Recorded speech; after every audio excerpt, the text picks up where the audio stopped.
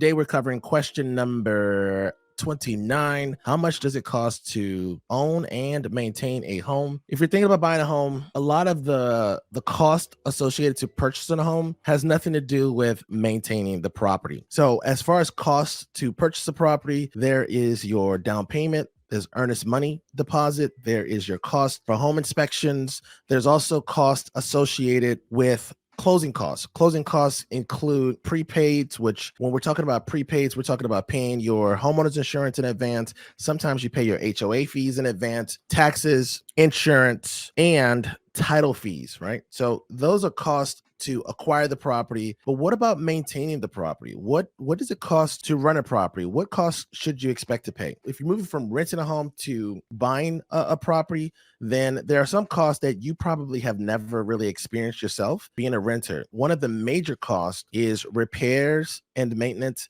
of the interior and the exterior of the home. Right now, if you're renting a property, you've only called someone to fix or repair something, right? There's some type of number that has a magic person that shows up and they take care of all those problems. Well, when you purchase a home yourself, you are that magic person. You're the person who will either try to fix things on your own or you will find somebody to repair the property. You should have some savings tied to your home and you should treat your property almost like a child where there's just this savings account just for this little special human, this little property, this entity, this asset. How much should you save? Industry experts recommend that you save 1% of the home's value. So if you have a $500,000 townhome, then you should save $5,000 every year and you put that money to the side. The reason why you want to put that money to the side is because most of your major repairs don't cost $5,000. They cost more than $5,000. If you're going to replace an HVAC system, that's more than $5,000. If you're going to replace a roof, that's more than $5,000. If you have some type of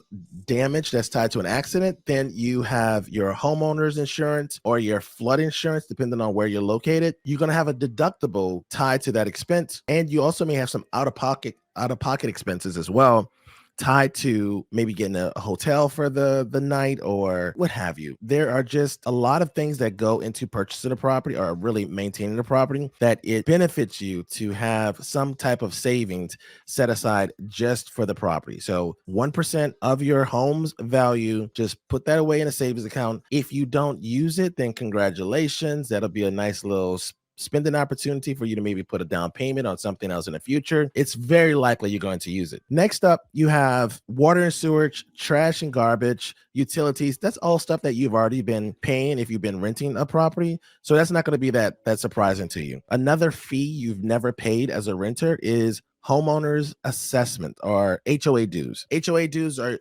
usually paid by all landlords, and that's HOA dues or even condo fees. 70% of all properties in Northern Virginia have some type of homeowners association fee or condo association dues. Okay. So this is another fee that's tied to purchasing a property. There's another fee that you have not paid that's more expensive than what you're paying right now if you're a renter. So with renters, you usually have renter's insurance. Well, now you're going to have homeowner's insurance. Homeowner's insurance covers the entire structure, right? So it's going to cover the exterior and the interior. With renter's insurance, you're usually just covering the interior of the property, and then the landlord has some type of coverage for the exterior of the property, right? Homeowner's insurance is more expensive than renter's insurance, and it could jump drastically for no reason whatsoever. And it's hard to really shop homeowners insurance because there's not that many carriers in a given state. So homeowners insurance is tied to a particular state. There's different carriers in each state. Next up is real estate taxes. You are not paying, as a renter, you're not paying real estate taxes, but it is like a pass-through expense where you'll usually see your rent increases because taxes have increased, which is what a lot of renters in Northern Virginia were complaining about over these last 2 years. Prices increased and also real estate taxes increased. So your landlord's expenses increased and they passed on that increase to you. Okay. With real estate taxes are tied to the value of your property. Because it's tied to the value of your property, you should expect your taxes to increase as your property value increase. Another way you kind of manage when you're first purchasing a home is to purchase a home warranty. I am less a fan of a home warranty, and I understand why people get it. Home warranties are marketed to people as a way to offset the expenses of their property, and you kind of pay this lump fee at the beginning of the year. Usually it's like $400 to $700, depending on the size of your property. The goal or the intentions is that you would call this company and they would either service or repair any of the items on the list. Let's talk about lawn care and ground maintenance. If you're renting a property, your landlord may be covering this. If you purchase a property, that's all going to be on you. I will say there's something that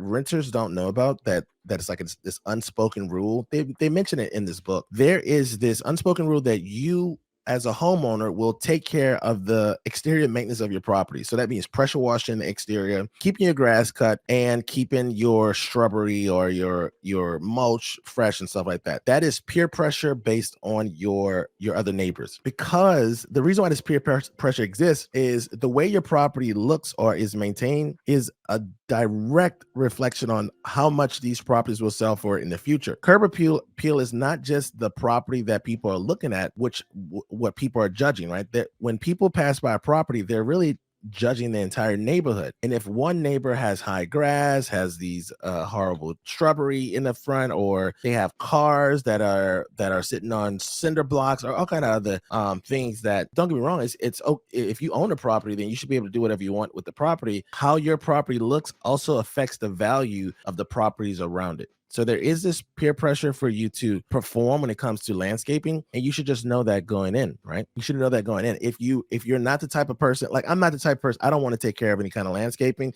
and I also don't like to pay lawn care people to do lawn care. So I'm not the single family home type of guy. So we're living in a townhome. I like townhomes because it's not too much space, and I have like the smallest front yard, and my backyard is just a patio, so I don't have to really maintain that area. That fits for me. You probably want to have that same kind of conversation with yourself as well. Last thing that we're going to cover is when it comes to purchasing owning a property, there's this maintenance that's tied to seasons, right? So in cold weather, we don't have extreme cold weather, so it's not going to be as much of a big deal. But we do have cold enough weather where you may put down some snow melt or ice melt, I believe it's called, and that may damage your driveway. So now you have to worry about maybe replacing your driveway every 10 to 15 years. There's also just the exterior maintenance of the property. There's the casing around your windows that could also be in disrepair because of any kind of severe weather that comes around. That's about it. So the only thing you want to keep in mind is that some people, to get around maintenance, they buy new construction properties. New construction properties aren't going to solve all your problems, because there are oftentimes, not often, I don't want to say often, there are times when builders don't install something properly. So that is when it'll come into play that your builder's warranty may need to be used. But if you're outside of that first year, your first year, that when you own a new construction property, that first year, it's almost like everything gets covered warranty. But after that first year, they only cover the main systems for like the next 10 years. There still may be some items that are in disrepair, but I do know that there is this common thread around buying new construction properties and not having to do any repairs or maintenance. So that's something you want to keep in mind if you yourself purchase a resale property, right, that was recently built. So if it was built in the last 10 years, it's very likely that person has done little to no maintenance in that property. That's everything. So that was question number 29. How much will it cost to own and maintain a home? So this is 100 questions every first-time home buyer should ask.